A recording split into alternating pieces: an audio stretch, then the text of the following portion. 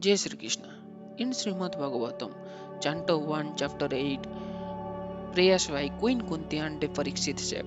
Here in the verse 30, Queen Kuntī addressing to Vasudeva, Lord Sri Krishna, that of course it is bewildering, O soul of the universe, that you work though you are inactive, and that you take birth though you are the vital force and the unborn. You yourself descends amongst animals, men, sages, and aquatics. Verily, this is bewildering. So, here it is mentioned Janma karmasya vivatamana aja sakartur atmanah tiryan nirshu yadasu tada atyanta bhidamavanam.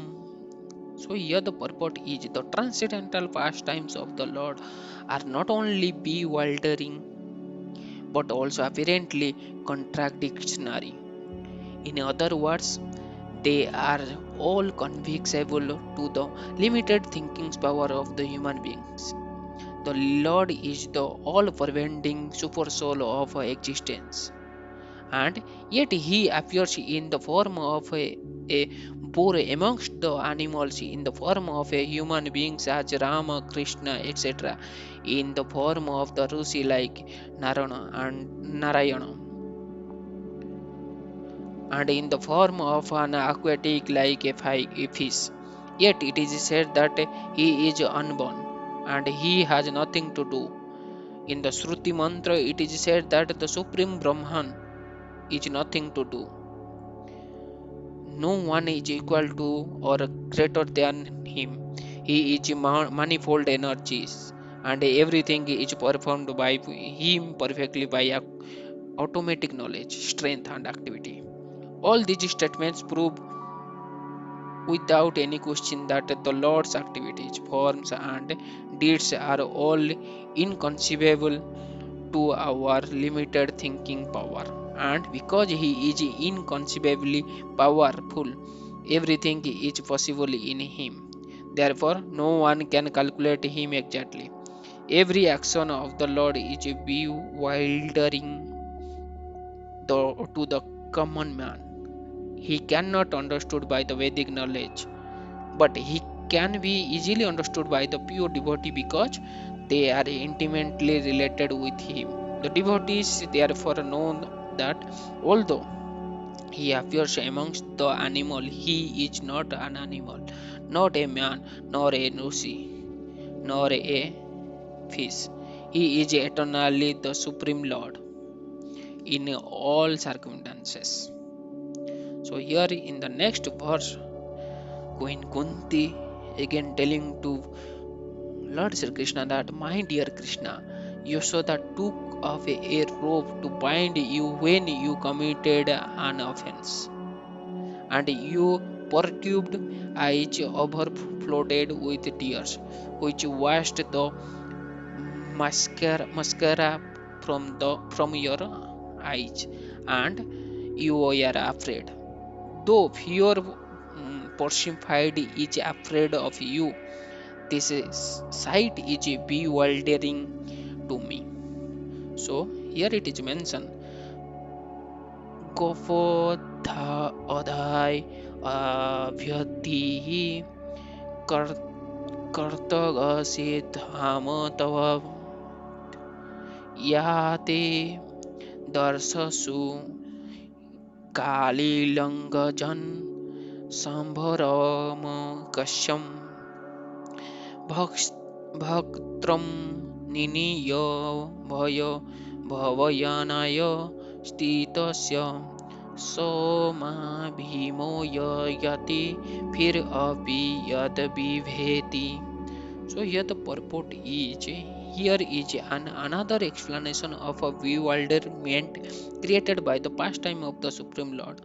The Supreme Lord is the supreme in all circumstances, as already explained. Here is the specific example of the Lord's being the supreme and at the same times a playing in the presence of his pure devotee. The Lord's pure devotee render services unto the Lords out of unalloyed love only. And while discharging such devotional service, the pure devotee, forgets the position of the Supreme Lord. The Supreme Lord also accept the loving services of his devotee more realizably when the service is rendered spontaneously out of the pure affection, without anything of a reverential admiration. Generally, the Lord is worshipped by the devotee in a reverential attitude, but the Lord is meticulously pleased when the devotee, out of a pure affection and love, consider the Lord to be the less important than himself. The Lord's pastimes in the original abode of Goloka Vrindavana are exchanged in that spirit. The friend of Krishna consider him one of them. They do not consider him to be of reverential importance.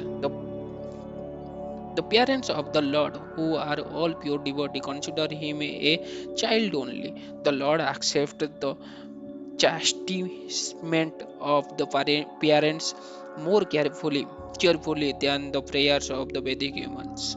Similarly, he accepts the reproaches of his fiancée more palatably than the Vedic humans. When Lord Krishna was present in this material world to manifest his eternal pastime of the transcendental realm of Goloka Vrindavana as the attraction for the people in general. He displayed a unique picture of subordination before his foster mother Yashoda.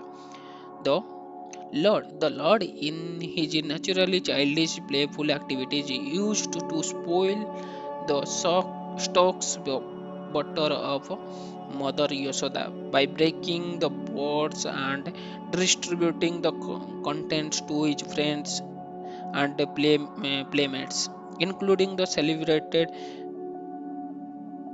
monkeys of Vrindavana, who took advantages of the Lord many fiancés.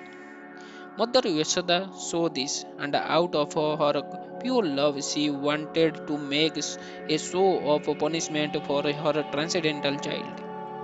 She took a rope and threatened the Lord that she would tie him up, as, as is generally done in ordinary households. Seeing the rope in the hand of the mother Yashoda, the Lord bowed down his head and began to weep just like a child,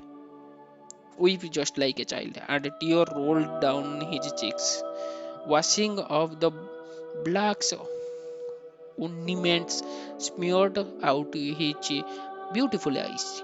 This picture of the Lord is adored by Kunti Devi because she is conscious of the Lord's supreme position. He is feared often by fear personified.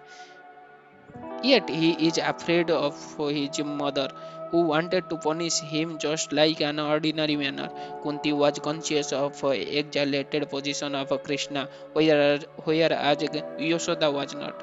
Therefore, Yashoda's position was more exalted than Kunti's. Mother Yashoda got the Lords as her child, and the Lords made her forget altogether that her child was the Lord himself. If Mother Yashoda had been conscious of the exalted position of the Lord, she would certainly have hesitated to punish the Lord.